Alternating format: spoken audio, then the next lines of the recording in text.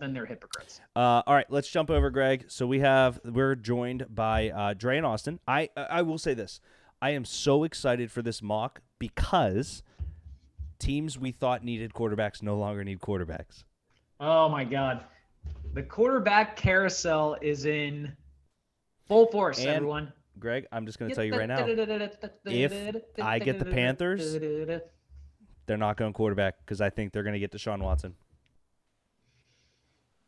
Yeah, you know what really sucks too is that tomorrow is a massive day for basically everyone in the NFL because we're going to determine whether or not Deshaun Watson is going to have criminal charges filed against him. And it's sad. It is very, very sad that the determining factor between whether or not Deshaun Watson is going to be traded or play again is whether or not criminal charges are pressed. Not so much the fact that all of these stories came out and all of these women decided to come out and go against him, but it's that determining factor will decide whether or not we see him again.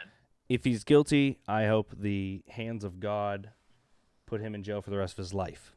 If he is found not guilty and he's actually physically not guilty, and it's not we shouldn't be, but to get into it a little bit, right? They're not. There's not going to be any like determinant or anything like that. No. The only thing that's going to be determined from this is whether or not criminal charges are going to be filed against him. The most jarring situation I can think of in sports in recent memory is Sean Oakman out of Baylor.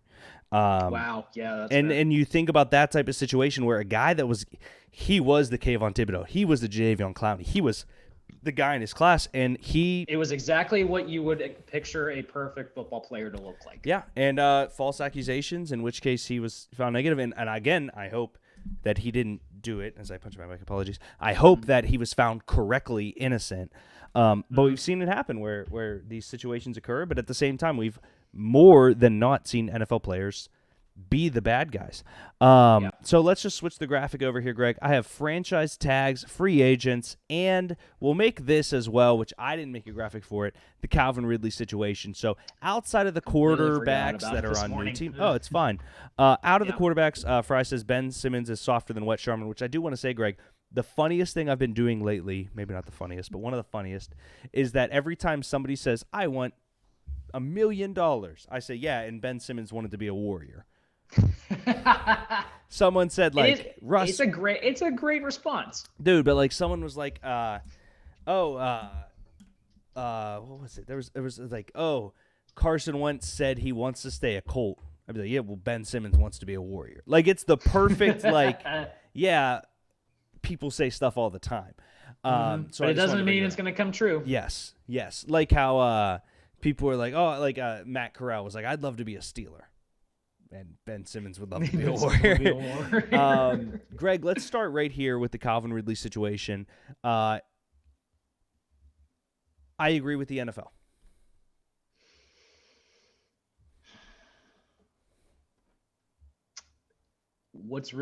I agree with him being suspended. My problem with it is that and I understand that it is technically in the collective bargaining agreement. That's the big thing right there is that it is there. So therefore they have to abide by it. But man, it's just that CBA was made way before they started getting into the gambling business though. So that's my issue. I'm 100% with you. That's my issue with it.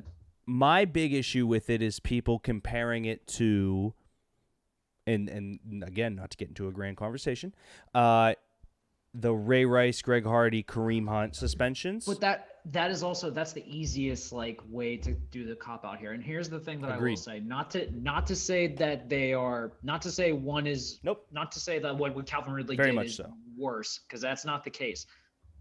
The problem is that in those cases, and Ray Rice excluding, yes, because there was video proof and all that, but in a lot of those cases, it's very, very difficult to have a burden of proof, if you will. There has to be hard evidence to go against it and all that. And again, the Ray Rice thing was an anomaly because they never dealt with anything like that before, or never came down on a situation like that. They learned their lesson from it. But agreed. But even the Josh Gordon stuff people bring up, where they're like, they spent it for a whole year for weed and blah blah blah.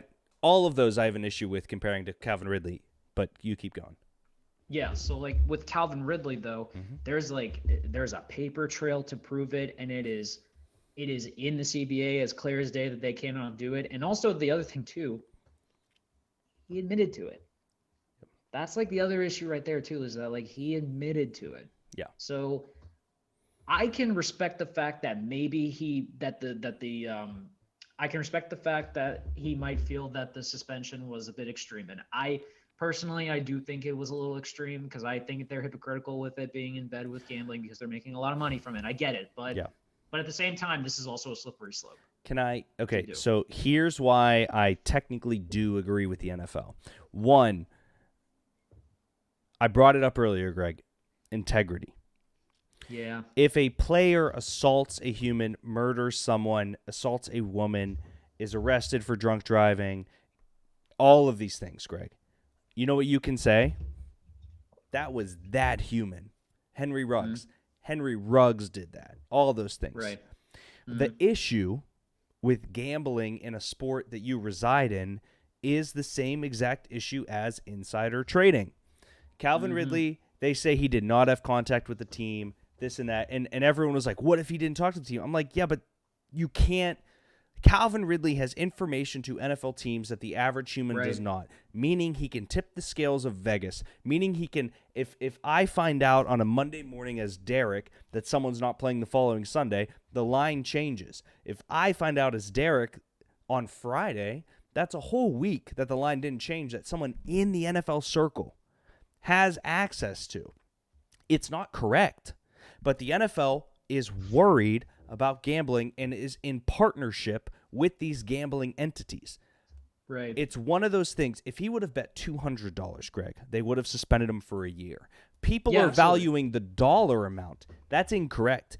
This is the NFL trying to protect something they can control. Mm-hmm. They cannot control Henry Ruggs drinking and driving, and the scapegoat of that situation is the individual.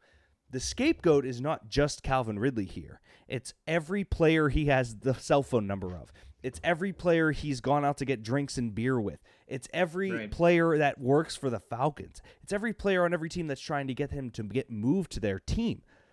All of that information is what the NFL is freaking out about. And I don't know how to explain that to people. No, it makes sense because it's essentially like the reason that this is a big deal is because this is like something that the NFL is technically in control of to a degree. If it's something like outside of their control, where it involves their personal life and stuff, like, yes, that's something that we can definitely discuss, and we understand how horrible of a human being that they are for this. But with regards to something when it's under their house and it's something that infects that, I can respect that. This is very serious. And I do agree that the money thing is kind of being blown out of proportion because we would have never did $1,500. Well, here's the thing. That's a lot of money to me, Greg. That's a lot of money to me. Agreed. And for the record, we would have never known it was $1,500 unless he didn't say anything. Agreed. That's like the other thing. The NFL didn't say anything about him getting suspended for betting. And it could not be that much. It could be way more. He just tweeted that. I'm not saying he's a bad kid. I love Calvin Ridley. I fully believe, Greg, it was $1,500. But a tweet from the guy is not proof. It just can't be. Right. We could say it could be many things for all we know. And I have no reason to believe that Calvin Ridley's lying either. I get that. I think we both would say Calvin Ridley is a stand-up individual who was addressing mental health this offseason, who we both think very highly of, who was a proficient wide receiver, arguably top 10 when healthy, and we're both very excited to see where his future goes. That being said, a tweet is not evidence. Right. And I will say, and yes, I can acknowledge the fact that he made a mistake. But the problem is that the mistake like this is something that when you put everything into the context that it is not good. Not good at all. No. At all whatsoever. And I also would encourage by this fact too that something that I'm appreciative of is that I hope, and I think, and I hate something like this too, where maybe like something like this happens that like you'll hear the tweets like, oh, he's not the only one who does this. Yeah, well, this should be proof enough to basically realize, hey, don't do it. Yeah, but that's you'll lose a full season of salary because of this too, and a full year of control too. That's something not a lot of people think about either. That Calvin Ridley now has to, because he's suspended for a year, he has to wait another year in free agency to make bank. Yep, and I my issue with the whole everyone's doing it or everyone's doing it with their friends. The people that say that at bars, Greg, have no real proof. It's assumption-based. Is there reasonable expectation to assume that 32 teams with 53 guys, whatever that math is, 500 guys, 600 guys maybe 7, one of them is betting? It is safe to assume that. But you can't say they're all doing it because that's not right. That's not correct. Stop. Well, they're all doing it, man. Show me something. That's dude. I cannot stand those blanketed statements of, well, he's doing it. Yeah, but they all are. Then why aren't they getting in trouble? Wow, the NFL hates Calvin Ridley because he took a year off for mental health. No. Yeah. Well, here's something too that I also gotta say too. I'm not surprised this came out. I was expecting this to happen at some point just because of the fact that gambling is now considered like a mainstream type thing, which granted I have nothing wrong with, because if you can regulate it, if you can tax it, if you can make money off of it, fine, I'm okay with it. And you're not harming anyone doing this, I get it. The problem for me is that I'm stunned that it was Calvin Ridley, because I would have never expected someone that, frankly, is looked at in a higher regard. Yeah. If anything, I was expecting like, a practice squad guy or a guy who's like a Matthew Slater level. Dude, somebody guy that needs some money. Right. You know what I mean? But hear me out. Someone who's making league minimum. Someone who's making league minimum. Ridley missing the game for a year. You miss the game, you're like, my dude, I know Patterson. I know Cordell Patterson. I know Matt Ryan. They ain't losing to these clowns. I'm putting money down on it. Right. How easy it is to text a friend.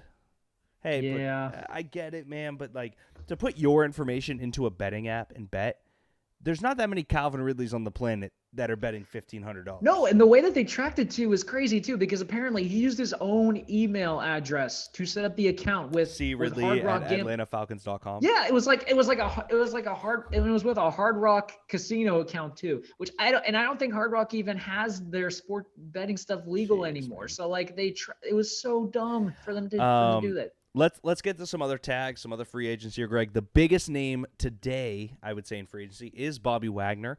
Were you surprised he was cut, and are you surprised to find out right now that he's his own agent?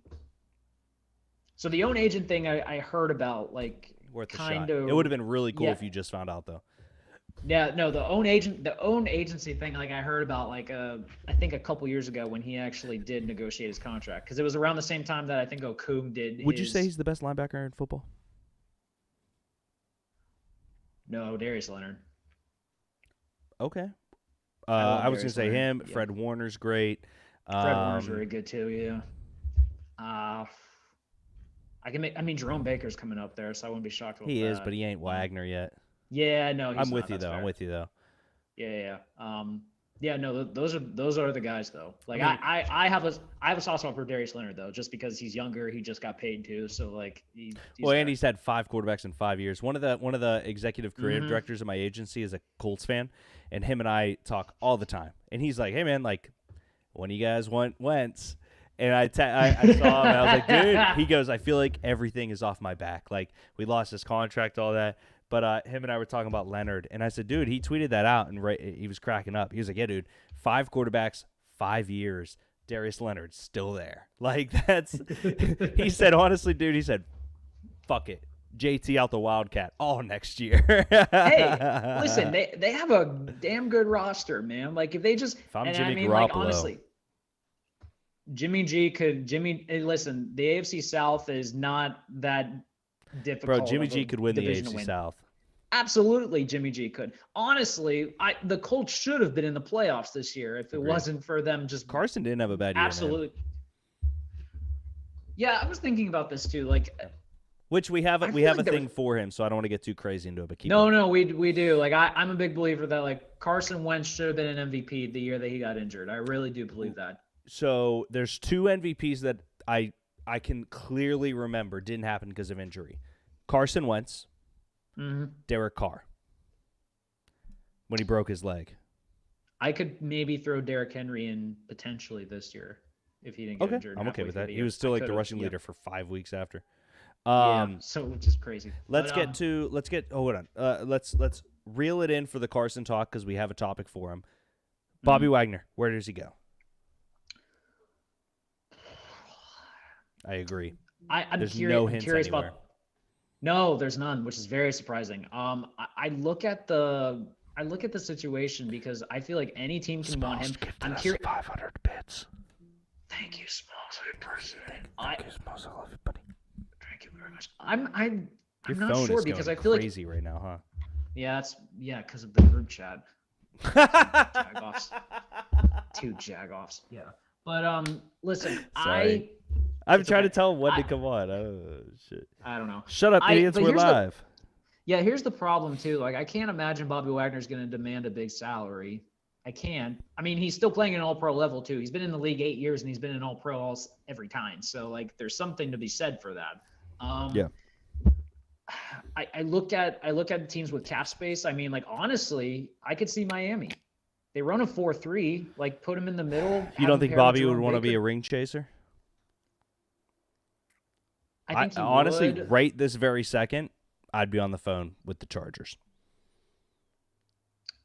That'd be fun. Dude, Khalil Mack, Joey Bosa, Derwin James, Asante Samuel Jr.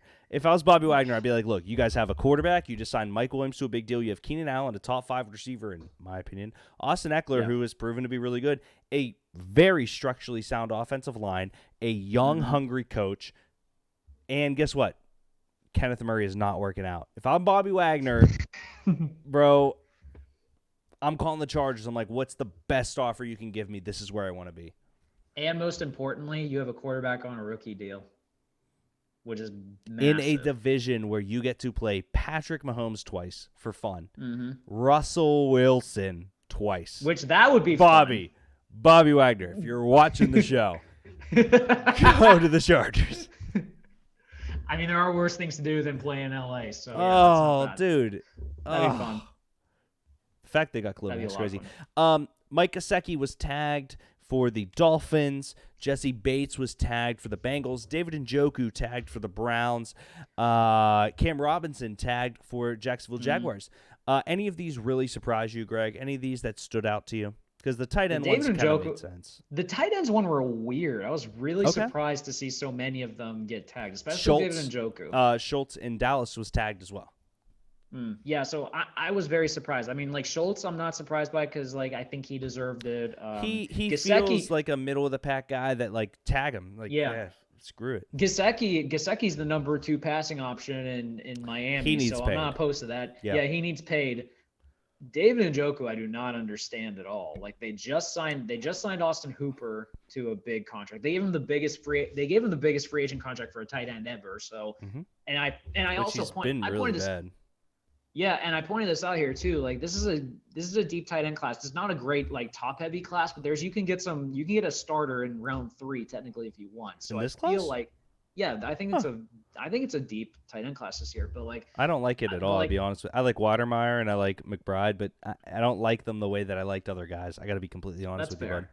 That's fair, but, like, that's why I'm saying, like, there's not guys that are essentially, like, not, like, first round talent, but, like, I think it's deep. Gotcha. But I would say that, like, I don't understand the logic with Njoku because I mean, like, he's not anywhere close to what he's supposed to be compared to when they drafted him. Like, they drafted him when that was the Myles Garrett, David Njoku, and Jabril Peppers draft, if I remember correctly. So like, he has not lived up to anything. I was expecting him to be, like, a good weapon, and he's got, like, hands of stone. Yep. In all seriousness, so I'm the Jesse Bates one I'm cool with, by the way. The Jesse Bates one made total sense. He deserves it. If he went to the open market, he was going to make. And then the only question I have for you, Greg, did the Cam Robinson tag make you think they're going edge? To me, it did. I have to be completely honest. I'm still not sold on that entirely because, yes, they did tag Cam, but I would not be opposed in the slightest if they still drafted a tackle and then moved one of them to right or moved Cam to right. And so on the right tackle, they have a competition, potentially.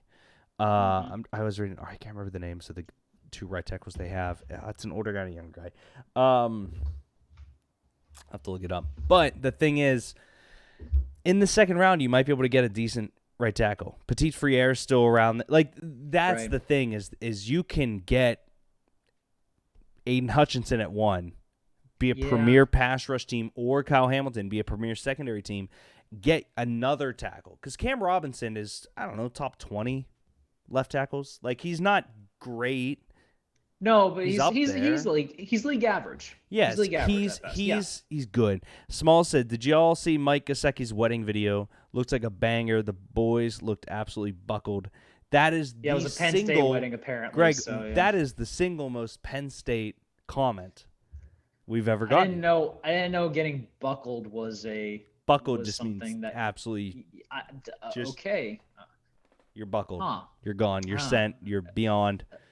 Interesting. Okay. Smalls, that might be the most Penn State. Did y'all see, which should be Yin's, dumbass. Yeah, y'all is such. Oh my God, yeah, he is absolutely. I like you spelled it. I like the way you spelled his name. He said Gieskes. Smalls. Hey, honestly, I'll say one statement, and then I'll never say it again. Hardest worker in TFTB history, not named Derek.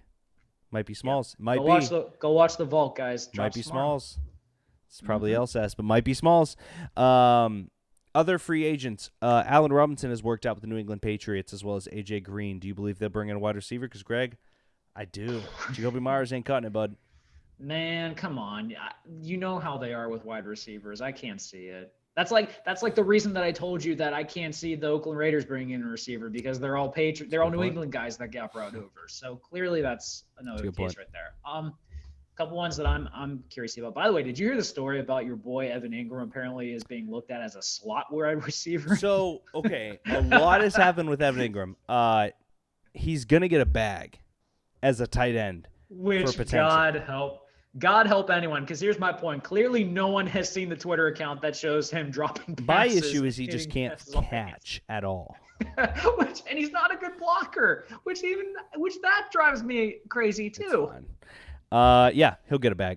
Greg, let's talk these 3 quarterbacks real quick. We'll bring everyone on, but really quick, I have to use the restroom, so we're going to take a commercial break.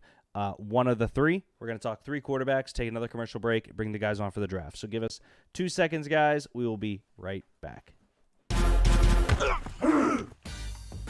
Hey, what's up, guys? This is Deke from Thoughts from the Bench.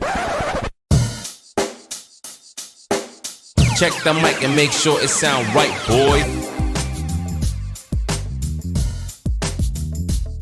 Who's the last person on the planet you would want to become a zombie first?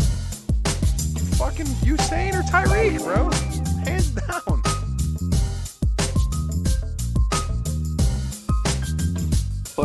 I'm fucking eating Doritos. Get off my ass.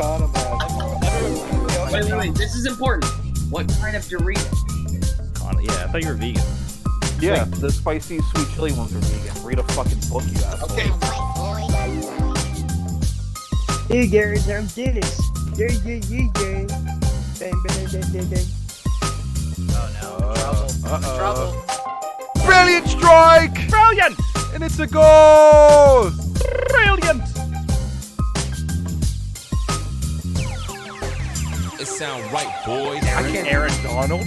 Ooh. I understand he's not as fast. What's up? God, someone's trying to kill me.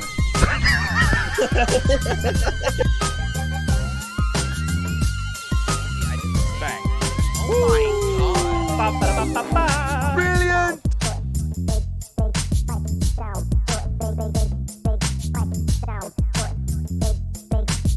It sounds right, boy.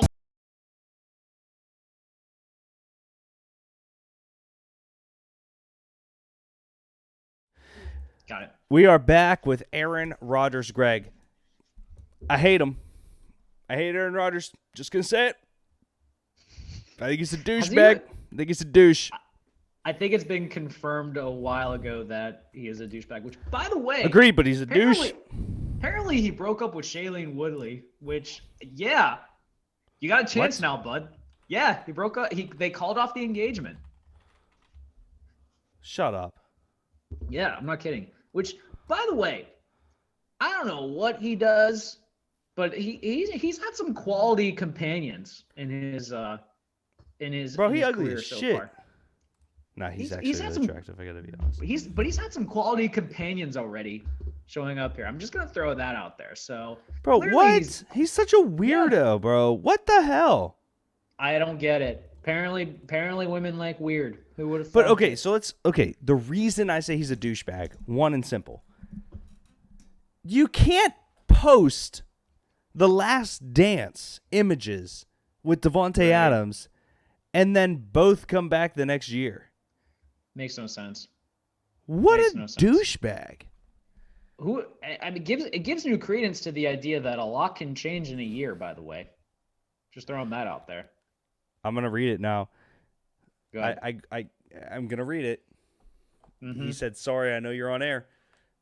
Smalls, I know you're on air, but thanks for your kind words. Just love being part of something this cool." God damn. Warm my heart. Gonna read it on air, bud. Read it on air. Perfect time. Stupid little genius he is. Love you, Smalls. So he's just a douche, Greg. He is. He's just a douche. Like he's just a douchebag.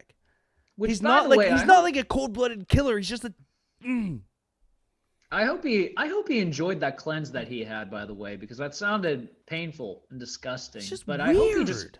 I hope he continuously just does it forever in existence, and we'll see what happens. Like, okay, the quarterback is cool, right?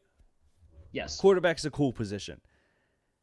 He makes me rethink if there's guys that were cool that threw the ball well, that I just thought they were cool because they threw the ball well.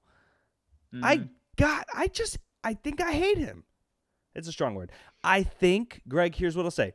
I think if I saw him at a bar and it was like, hey man, like what was that Last Dance picture about? I would be kind of mad about that. He would never tell you either. No. Which would suck. Which he should never talk to me. He doesn't know me. Like he should. Let's be completely honest here. Aaron Rodgers, if you're watching the show, you and Bobby Wagner, just don't talk to me. I'm not really worth your time. You're a millionaire quarterback, Hall of Famer. But fuck you, man. Like that's all I got. I know. Like, don't talk to me because I'm not really worth your time. You're like here, and I'm like right here as a human, not as a human, as like a professional. Yeah, exactly. As a human, switch that. But what the hell? I've always been curious about what it is like to be a hippie and a quarterback. Wow, sunshine. And it's just like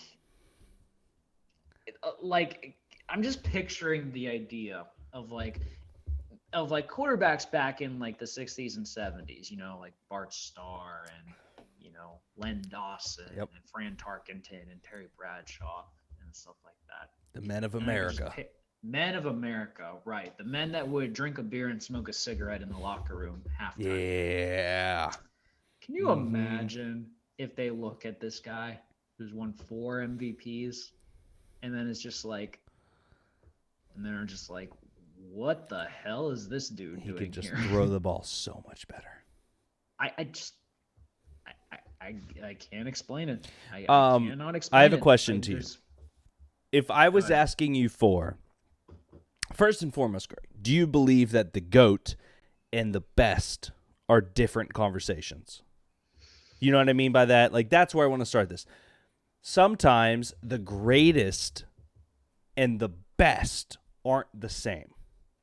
Tom Brady, the greatest quarterback ever, the most winningest, you know what I mean? Like, Tom Brady cannot do what Lamar Jackson does.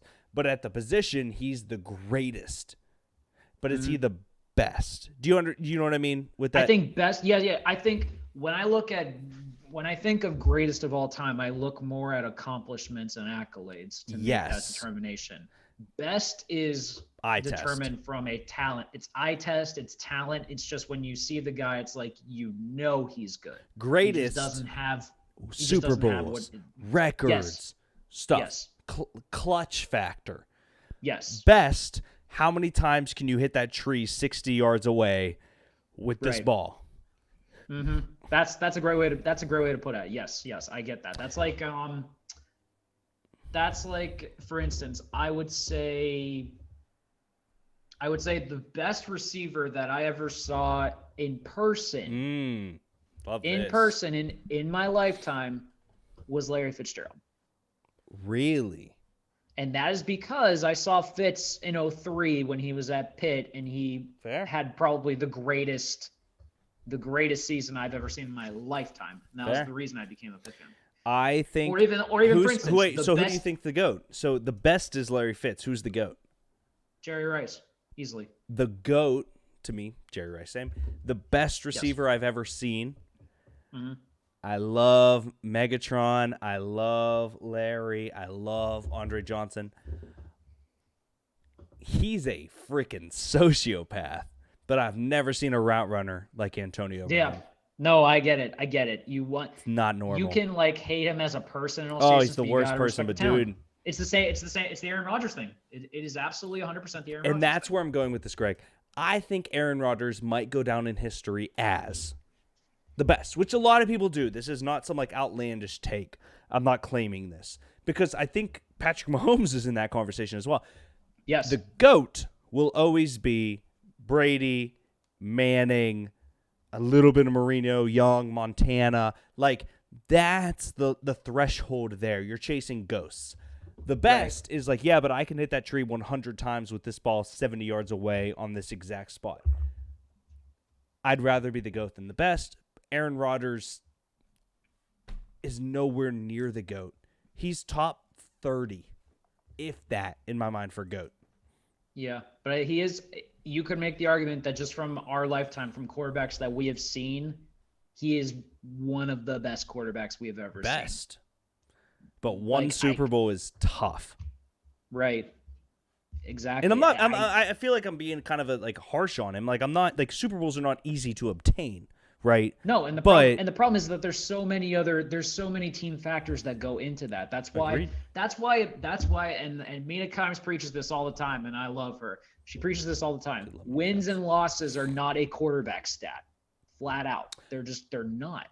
Because there's so many factors that go into it. I agree with it to an extent, is what I'll say. I agree with Mina Kimes almost always. She's a genius and understands football most. Important. Also an underrated troller as well. Shout out to all you Arizona Cardinals fans. I loved that picture. The only reason that I think quarterback wins matters, and just being honest, there are games where the quarterback won the game. Oh, I can get that. Yes. And especially but if we're fourth quarter drives and stuff like that, yes, I can get that. But if we're gonna talk fourth quarter drives, which is this guy's 6 for 6 on his last fourth quarter drives, winning his team the game. Defensive players who let up 400 yards are getting a win. Right. That's the only reason that I kind of agree with the stat is that we treat quarterbacks different. But if we're talking best safety ever and we're dude, they won or lost, I don't know. It's one of those things. Greg, for sake of time, Carson Wentz, Carson Commander. No, Commander Carson. It's the title that comes first. So I do have Commander Carson on the screen. Carson, Commander Carson. I also had him Carsmander. I'm going to say it out loud. They now have the best backup quarterback in football. I'm going to say that if their defensive line is healthy this year, I think the Commanders will make the playoffs, and I could realistically also see them winning the division. Honestly, Terry McLaurin, Curtis Samuel, who I hate, Antonio Gibson, who I love, Logan Thomas, if he's back healthy, that line, which is very good. Carson Wentz, who behind a good line can be suffice. Look at the defense, Montez Sweat, Jonathan Allen, De'Aaron Payne, Chase Young. They cut Landon Collins. Landon Collins, I saw that. Thank you, sorry, yeah. Jamin Davis, though. Yep. Very good linebacker. That will be a stud this year. And they have one of their cornerbacks that's really good. I can't think of his name right now. I can't even talk about it. Something I will bring up that when I talk about the number aspect of it as well, when we say that, I think the reason that, because if you look at the numbers for Carson Wentz, you can realistically say that he's a good quarterback. I think he had a good year last year. I think he did too. The problem is that there were so many times where we looked at him that he just made some dumb decisions. Yep. Like that pick 6 against the Titans on his own goal line was just unforgivable. Absolutely Agreed. Unforgivable. And I'm going to point this out here too. We kind of forget about this, that Wentz was very injury riddled last year. He had both of his ankles were on the same play. On the same play. So like I think he also dealt with a hand issue too at one point. So so he never was healthy for the full time of the season. So like I'm gonna point this out here too, that like you can make the case for injuries as much as you want and all that, but like I still think there's something there. And I hate it because it's kind of like the curse of the top pick. You're always like searching for something. Yep. Because it's like that, and I hate this term, but it is very true. People always bring up pedigree when they think of like this guy was a high draft pick. He has all the tools and stuff like that, but he just hasn't been able to put it together. Like that's like a sexy word that people like to say because they like to use it as future. It's a hope for what's to come. Yes. A hope for what's to come, or hope for something that is still there that we think we can get out. We have the right staff. We have the right pieces. We think we can do it and all that. But it's just at the end of the day, you gotta like just kind of let it go and just say that it's never going to be there potentially. Greg, and the last name before we bring the guys on and do a mock, I think is the biggest move right now, and that's dangerous. So Russell Wilson heads to Unlimited. Shut up. He heads to the Broncos in exchange for a pretty hefty bag. I think it was 2 firsts, 2 seconds, Drew Lock, Noah Fant, and their defensive tackle. Shelby Harris. Shelby Harris. Thank you. And they get Russ in, I think, like a 6, or it could be crazy. I had the honest question. Somebody said 2 things I want to bring up in this conversation. One, someone said, "What if Russ is no longer good?" Trust me, Russell Wilson is good at football. Mm-hmm. 2, Greg, I have an argument right now, which I'm not. I love hearing your arguments because it's usually with dumb people. So go ahead. Well, or I'm dumb and you like to tell me I'm dumb. Okay. 2 sides of the coin here. I'm not going to tell you which side I'm on, and here's the thing. It is not with Dre. Because if it was with Dre, one of these would make sense. Okay, go ahead. I'm in an argument with someone who is the biggest beneficiary of the Russell Wilson trade. Jerry Jeudy or Courtland Sutton. And the reason I say it's not Dre is because that would make him easily the Courtland Sutton guy. Yeah, easily, but, yes. The ranking, thank you, Austin. 2 firsts, 2 seconds, a 5th, Lock, Font, Harris for Russ, and a 4th. So it's not with Dre, which would normally give you the Courtland Sutton play. Right. Jerry Jeudy, Courtland Sutton. Who is the biggest beneficiary? Both are, but who's the biggest with the Russell Wilson trade?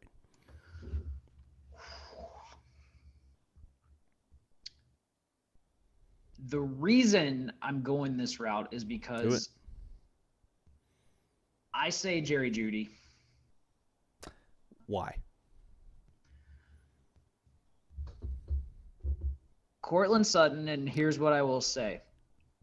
I know the talent is there, and I think that I can make the argument quarterback play was a big issue with it. I'm not denying that whatsoever.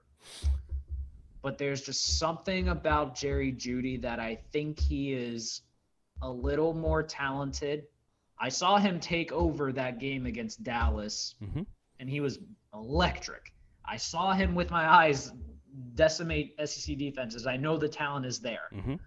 The only way that I could maybe see that Courtland Sutton would be better is because of the fact that Courtland Sutton is kind of that DK Metcalf role where he is now the deep ball guy.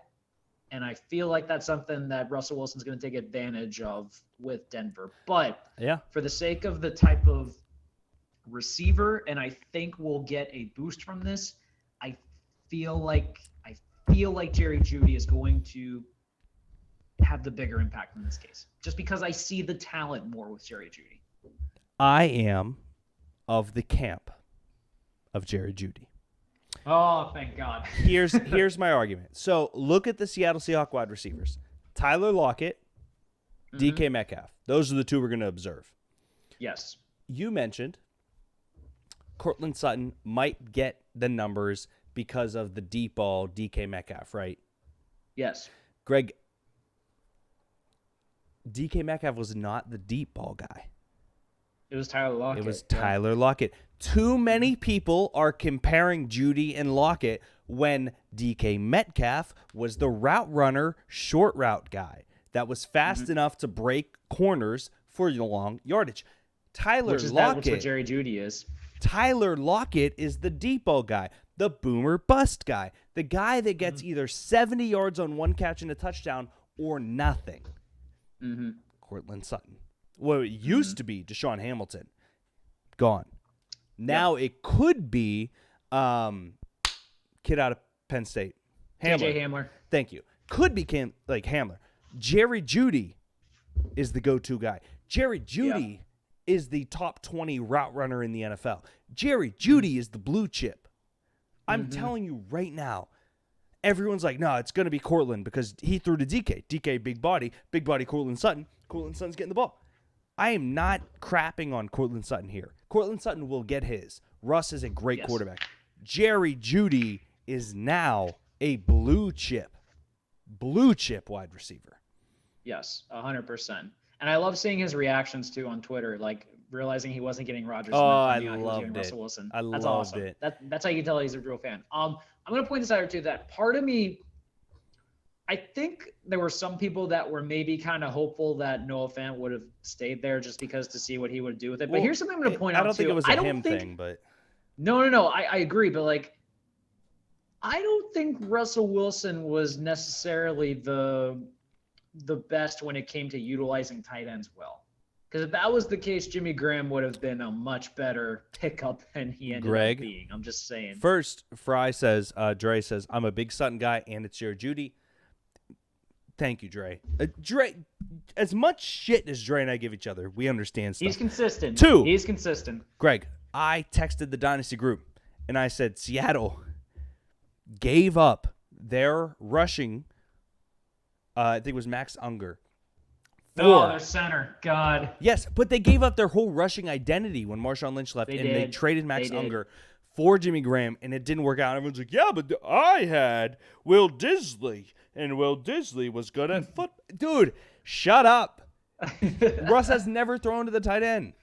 Russ is not a tight Albert end guy, O. Stonks are through the roof. I want none of it. Dre says Jerry Jeudy was a blue chip wide receiver and a crispy route runner. He won't stretch the field, which is where Russ kills you. Russ kills you on the stretch. KJ Hamler is the stretch. Courtland Sutton's a big-bodied, wonderful receiver. Courtland Sutton's going to average 4 catches for 75 yards and half a touchdown, which is amazing. Yeah. Jerry Jeudy is the guy. I don't know how, it blows my mind that people can't see this. No. I think part of it is just because of the fact that people are focusing too much on the fact that Jerry Jeudy, he's been in the league 2 years now. I think he was injured his first year. Yes. So it didn't obviously put the numbers.